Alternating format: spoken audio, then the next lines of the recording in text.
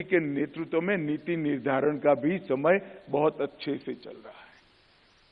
तो हर क्षेत्र में प्रथम बनने का हमारा समय आ गया है और मैं मानता हूं कि इसीलिए पीएचडी की भी भूमिका बहुत अहम आने वाले अमृत काल के अंदर होने वाली है। आपका 118वां सेशन ये आने वाले वर्षों में देश के ट्रेड और इंडस्ट्री की दिशा और दशा दोनों को निर्धारित करने के लिए निर्णायक होना चाहिए और इसीलिए मैं तो बधाई देना चाहता हूं टीम को। इन्होंने थीम रखा है उभरता हुआ भारत और यही समय है सही समय। आज आपका 118वां वार्षिक सत्र का जो थीम है राइजिंग इंडिया और यही समय है सही समय है। मैं मानता हूं कि ये समय को देखकर बहुत उपयुक्त है। 20 चंद्रयान की सफलता, मिशन आदित्य और महिलाओं का 33% नीति निर्धारण में रिजर्वेशन, ये चारों घटनाओं ने समग्र देश के अंदर एक नई ऊर्जा का संचार किया है। मित्रों, आज जब हम यहां पर मिल रहे हैं आपके एनुअल सेशन के अंदर, ये हमारे अमृत काल की शुरुआत है, अमृत काल की भोर है। आजादी से अब तक देश ने 75 साल की यात्रा करी है। हर क्षेत्र में ये 75 साल में हमने ढेर सारी उपलब्धियां हासिल की हैं। क्रिटिक एनालिसिस करें तो भी हर क्षेत्र में हमने दुनिया में अपना लोहा मनाया है और सबसे बड़ी उपलब्धि है कि इस 75 साल में हमारे यहां डेमोक्रेसी के रूट्स पाताल से भी गहरे करने में हमें एज अ कंट्री ये नाते सफलता है। कई परिवर्तन हुए, कई बार सत्ता परिवर्तन हुए, रक्त की एक बूंद बहाए बगैर बड़ी सिफत के साथ डेमोक्रेटिक वैल्यूज के साथ हमने परिवर्तन किए। कई सरकारें बदली, कई सरकारें आई, कई सरकारें गई, मगर हमने ये भी देखा है कि हमने दुनिया को दिखाया है कि नीति के मामलों में गवर्नमेंट कंटिन्यूअस प्रोसेस है। इसको भारत ने कर दिखाया है और हम आगे बढ़े हैं।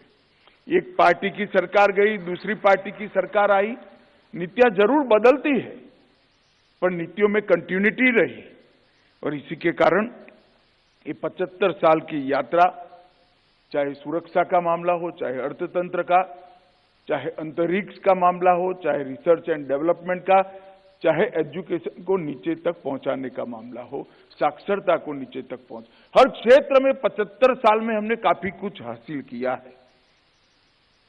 परंतु देश के प्रधानमंत्री जी ने जब 75 साल का हम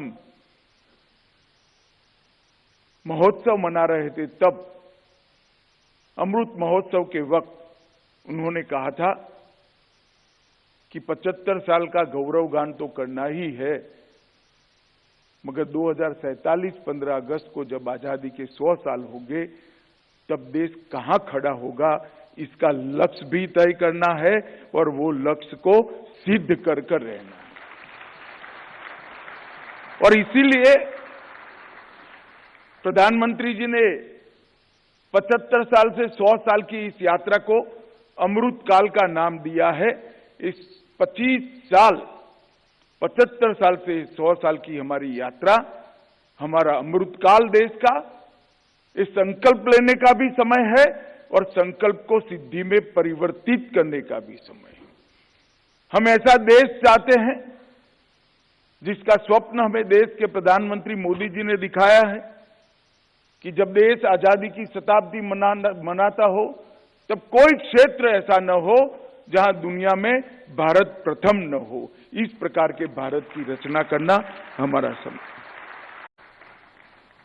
इंटरनेट कनेक्शन में पिछले 8 सालों में 230% की रेट से वृद्धि हुई है और नॉर्थ ईस्ट जो कनेक्ट नहीं था देश के, आज मैं आपको विश्वास से कहता हूं 2027 तक नॉर्थ ईस्ट के 8 राज्यों की कैपिटल रेल, रोड और हवाई मार्ग से देश के साथ जुड़ जाएगी।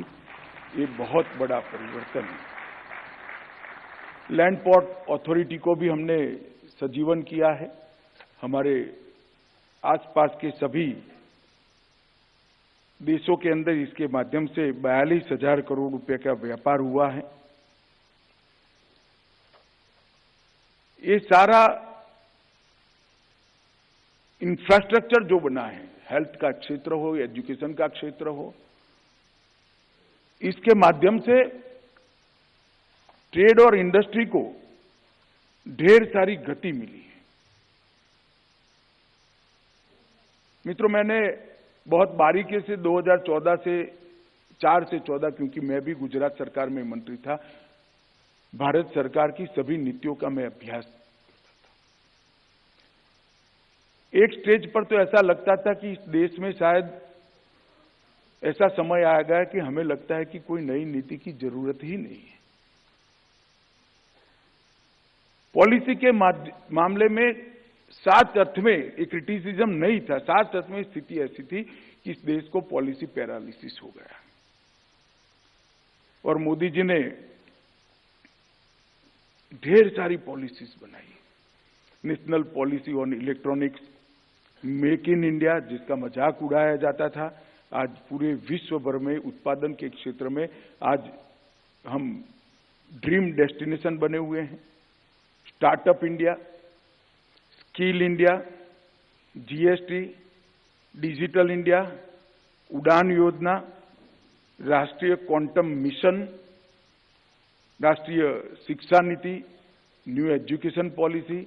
मैं आपको आज कहना चाहता हूं कि हमारी नई राष्ट्रीय शिक्षा नीति, न्यू एजुकेशन पॉलिसी का आपके